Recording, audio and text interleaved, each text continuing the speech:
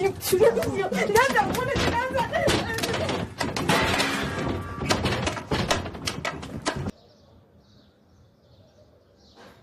محور خوندی؟ حله بیا ببین میره رو محور بیا